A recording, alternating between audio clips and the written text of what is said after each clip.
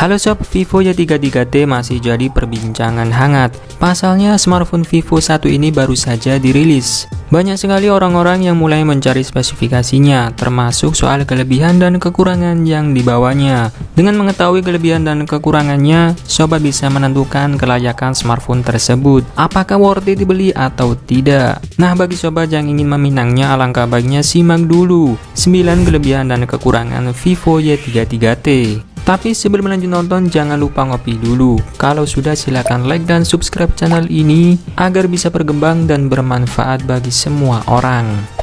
Pertama, desain elegan. Dalam hal desain, Vivo Y33T hadir dengan desain yang ramping dan trendy, sehingga membuatnya terlihat mewah dan elegan. Kamera belakangnya disusun dengan teknik dual tone step, terdapat satu buah lampu LED flash. Hadir dalam 3 pilihan warna menarik, yakni Midnight Dream, Mirror Black, dan Starry Gold. Beratnya tergolong ringan, hanya 182 gram dengan ketebalan 8 mm saja, membuat genggaman di tangan akan lebih nyaman.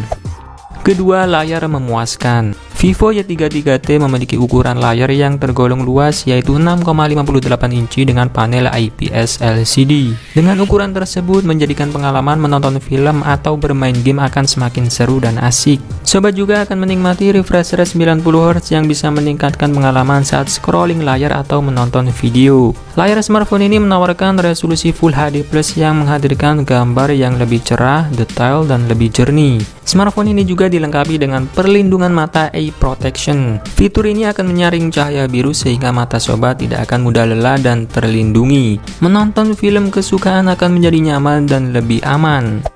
Ketiga, performa mantap. Vivo Y33T didukung oleh chipset Qualcomm Snapdragon 680 4G yang memiliki efisiensi daya yang baik berkat proses fabrikasi 6 nanometer. Chipset ini sudah banyak digunakan oleh smartphone mid-range lain seperti Oppo dan Xiaomi. Menurut Nano Review, chip ini mampu mendapatkan skor AnTuTu benchmark sebanyak 280 ribuan poin. Untuk Geekbench 5 mengantongi skor single core 377 dan multi-core 1559. Skor tersebut lebih baik dibanding Vivo Y33 yang menggunakan Helio G80 dan hanya mendapatkan skor AnTuTu di angka 230 ribuan saja. Smartphone ini juga dilengkapi dengan fitur multi turbo 5.0 yang berfungsi memperbaiki koneksi, mengatur kecepatan CPU, mengatur konsumsi daya agar smartphone berjalan dengan optimal saat pengguna bermain game. Selain itu, ada fitur Ultra Game Mode yang mana dapat meningkatkan pengalaman bermain game. Di dalam fitur tersebut, sobat bisa mengaktifkan vibrasi getaran 4D dan memblok seluruh panggilan atau notifikasi yang masuk. Dengan spesifikasi dapur pacu tersebut, sobat gak usah ragu lagi dengan performa Vivo Y33T. Smartphone ini mampu menjalankan banyak aplikasi berat tanpa lagging. Contohnya seperti PUBG Mobile, Mobile Legends, dan game lainnya. Sistem operasi Android 11 dan FunTouch 12 yang digunakan juga ringan. Keempat, kamera bisa diandalkan. Di atas kertas, Vivo Y33T memiliki konfigurasi kamera yang sama dengan Vivo Y33s. Terdiri dari kamera utama 50 megapiksel, kamera makro 2 megapiksel, dan sensor kedalaman 2 megapiksel. Kamera utamanya dapat menghasilkan gambar yang cakep.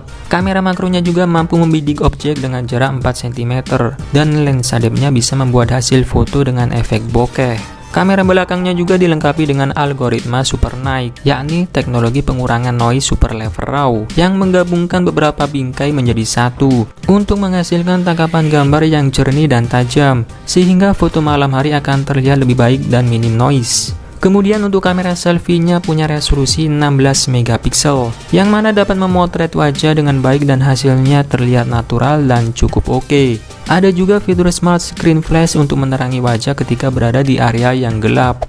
Kelima, fitur Extended RAM. Vivo Y33T sudah dibekali fitur bernama Extended RAM, sehingga aktivitas multitasking akan semakin mulus. Smartphone ini sudah membawa RAM bawaan sebesar 8GB. Dengan begitu, perpaduan antara RAM asli dengan RAM virtual akan menyediakan RAM sebesar 11GB. Sedangkan untuk penyimpanan internalnya punya kapasitas 128GB. Jika dirasa kurang, tenang saja, sobat masih bisa memperbesar kapasitas memori sampai 1TB. Menyimpan banyak file besar, foto atau video, tidak perlu khawatir kehabisan ruang untuk menyimpannya.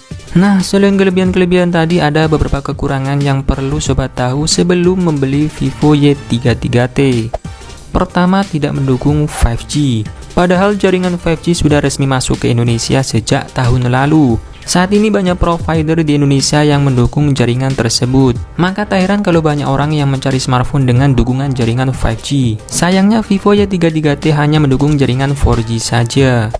Kedua, fitur NFC absen. Kekurangan lain dari Vivo Y33T adalah absennya fitur NFC. NFC merupakan fitur yang membuat perangkat bisa terhubung secara nirkabel dalam jarak dekat. Dengan adanya NFC ini memudahkan sobat untuk pembayaran transaksi secara digital. NFC juga bisa menduplikasi kartu apartemen, supaya pengguna bisa membuka kunci pintu dengan mudah dan cepat.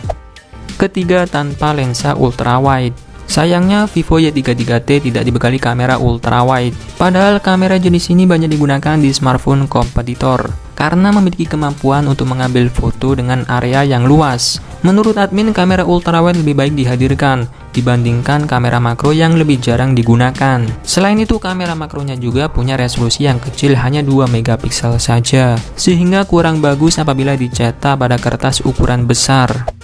Keempat, speaker masih mono. Jika Vivo Y33T menggunakan speaker stereo, maka kualitas audio yang dihasilkan lebih nendang dan menggelegar karena memiliki 2 saluran suara. Sayangnya Vivo hanya menyematkan speaker mono saja untuk smartphone ini.